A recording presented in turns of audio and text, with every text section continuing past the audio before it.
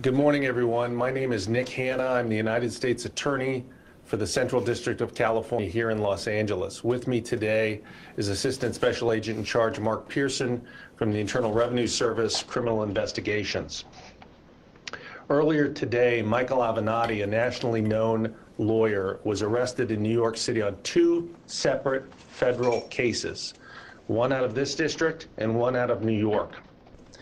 Information on the New York case will be provided by the U.S. Attorney in Manhattan. I will discuss the California case now. The case was filed in Santa Ana on Friday and was unsealed today. The case is the result of 2 years of tax collection and investigative efforts by the IRS. The federal criminal complaint charges Mr. Avenatti with wire fraud and bank fraud and contains a series of allegations that paint an ugly picture of lawless conduct and greed. On his Twitter account, Mr. Avenatti describes himself as, quote, attorney, advocate, fighter for good, unquote. But the allegations in this case describe something different.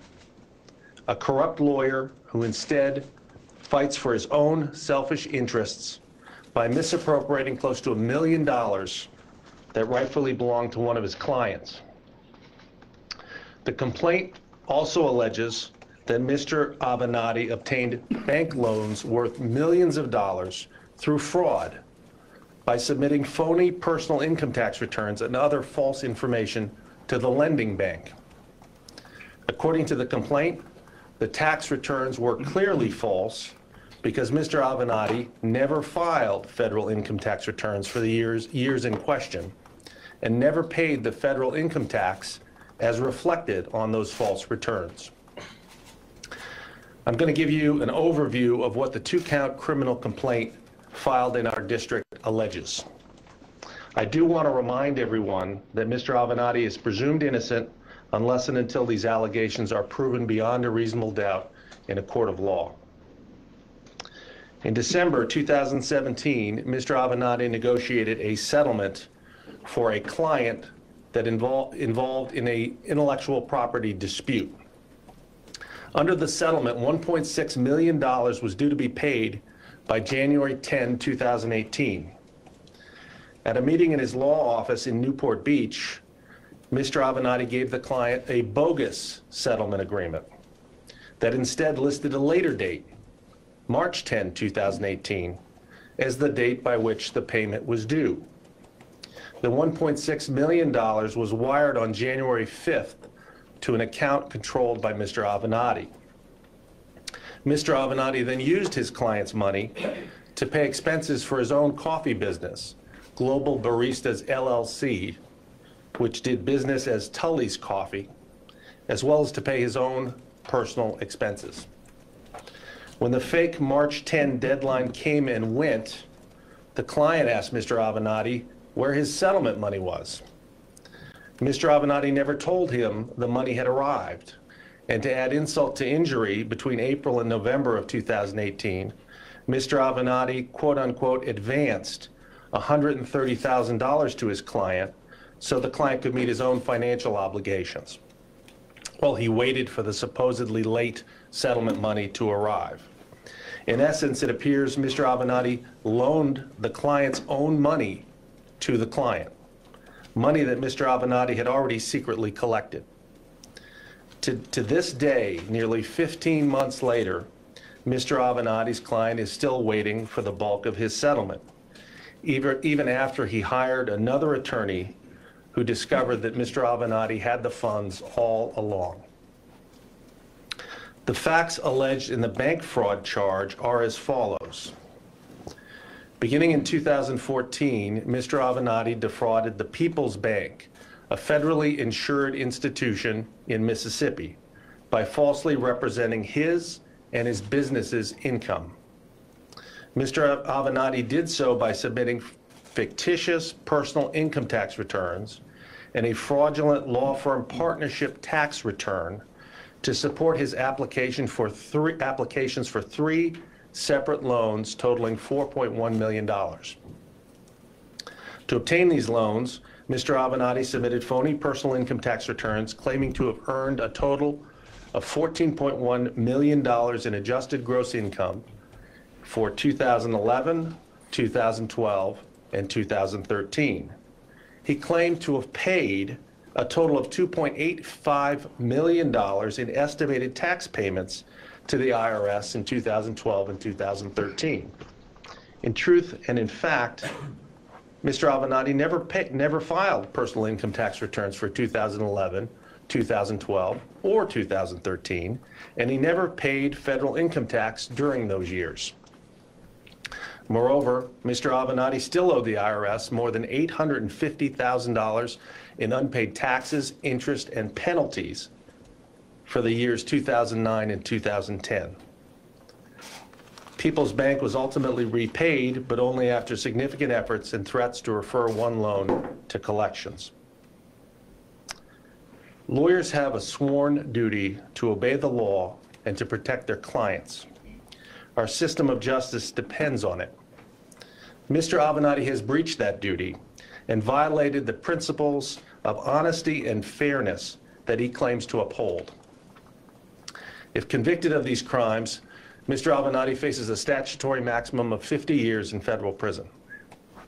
I want to thank IRS Criminal Investigations for their diligent work on this case, work that began after an IRS revenue officer made a criminal referral over a year ago. I will also note that the investigation is continuing and IRS agents are executing search warrants as we speak. I also want to thank our prosecutors on this case, Assistant U.S. Attorneys Julian Andre and Brett Sagal, for the many long hours they have spent on this investigation. We expect Mr. Avenatti will make his initial appearance before a court in New York later today on both cases.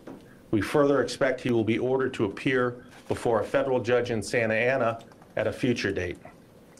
At this time, I would like to introduce IRS Assistant Special Agent in Charge Mark Pearson, after which we'll take some questions. Thank you.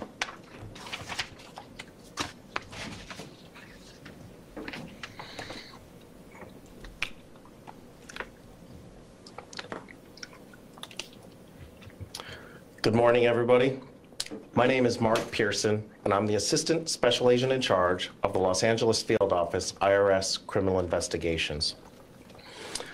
I'm here with U.S. Attorney Nick Hanna to announce the filing of a criminal complaint and arrest of Michael Avenatti on charges of wire fraud and bank fraud. I wanted to start off by stating that the current criminal investigation involving Mr. Avenatti began and continues to be an IRS tax investigation. The case was originally referred by our collection division based on irregularities they were encountering in their attempts to collect payroll taxes from Mr. Avenatti's businesses.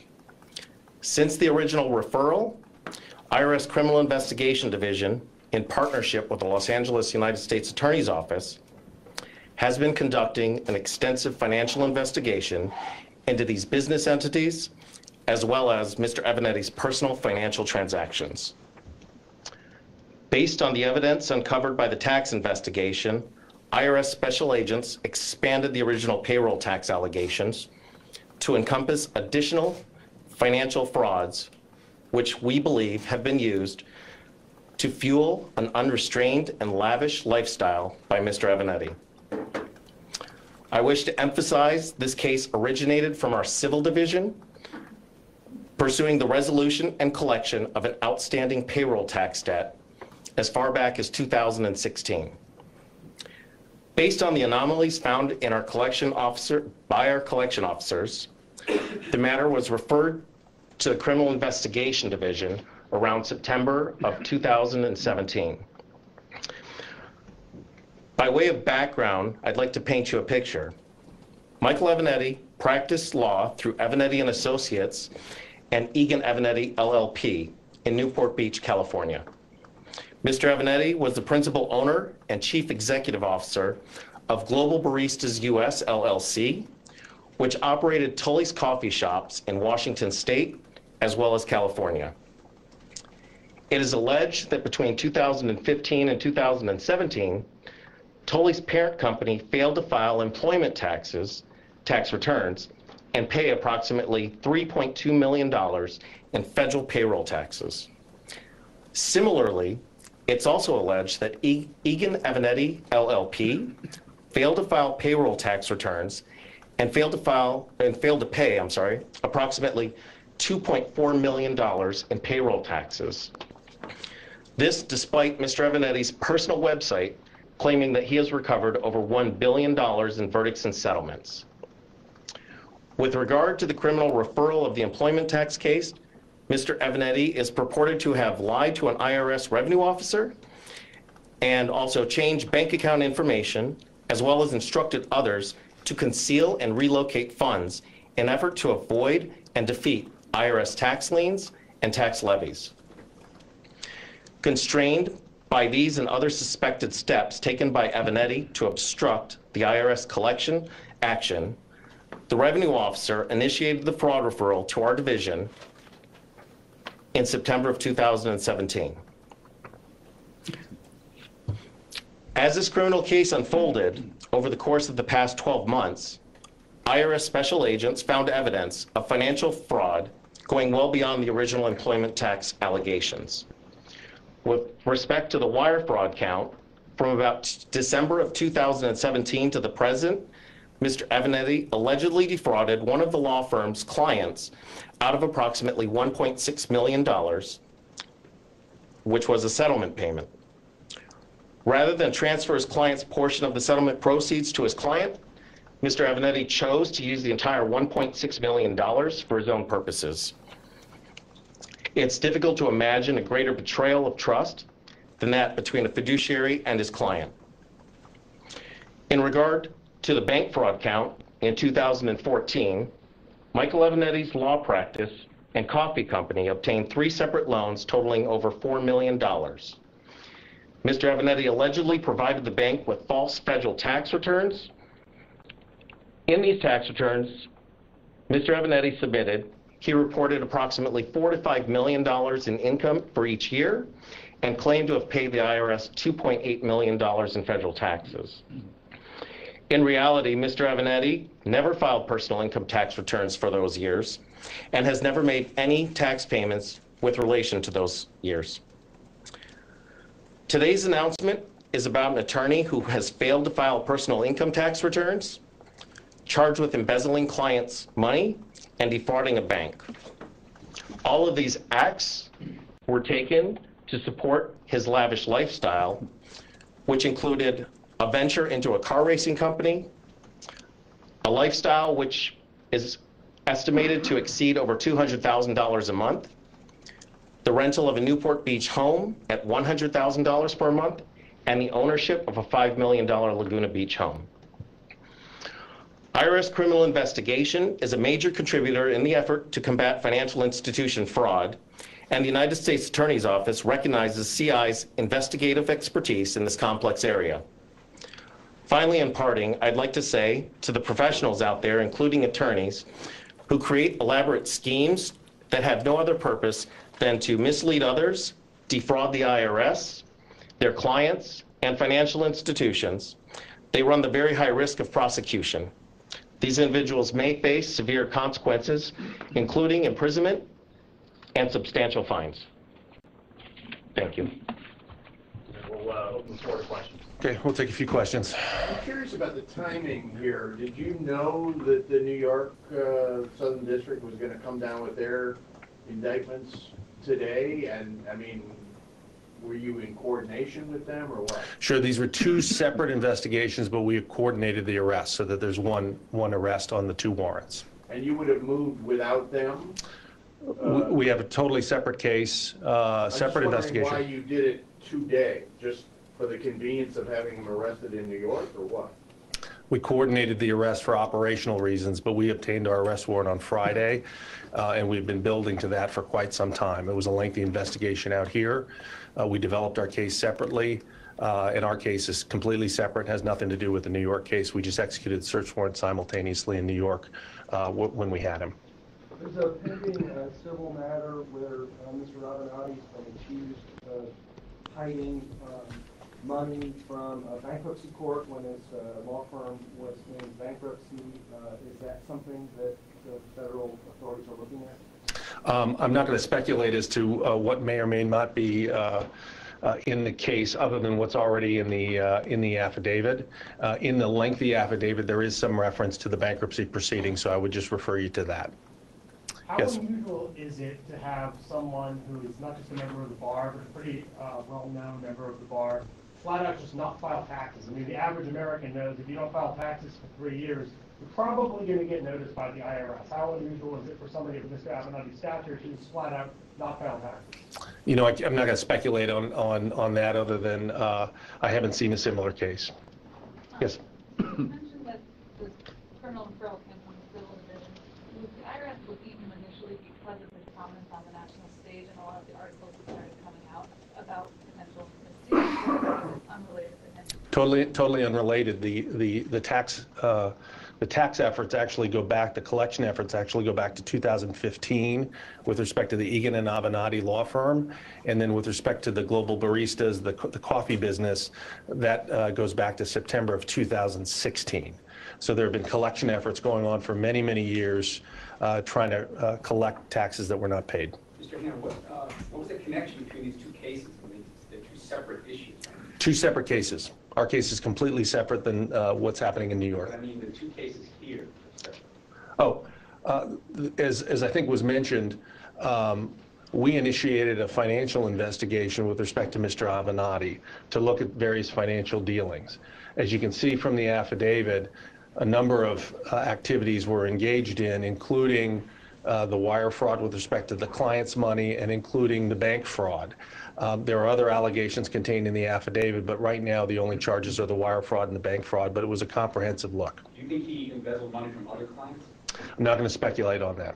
All right, last question. Can you Talk about Mr. Avenatti has been one a... of the president's most vocal critics.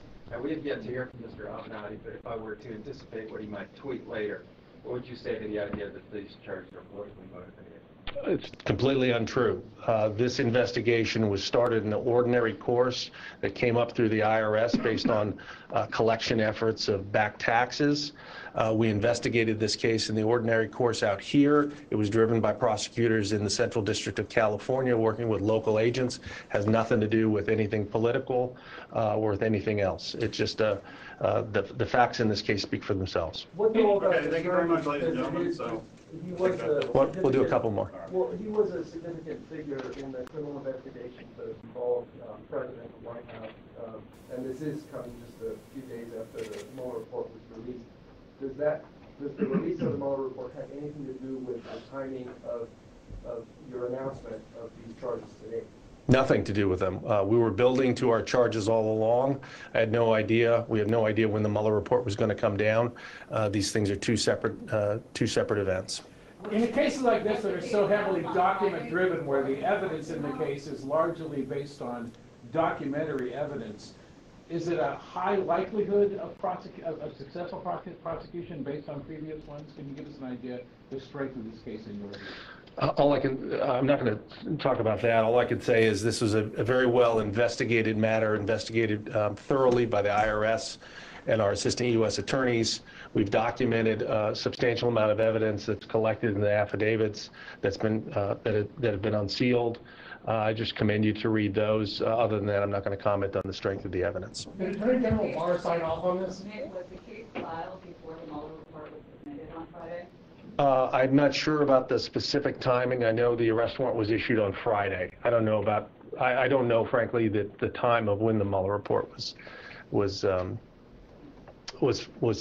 Did Mr. Avenatti file for extensions? He said he didn't file tax returns, but often people file for extensions. As indicated in the affidavit, I think on his personal income tax returns, he'd file for extensions with no tax due, but then never file actual returns or pay any tax. Which prosecution comes first, California or New York? That remains to be seen. So thank you very much, everyone. Appreciate your time. Thank you.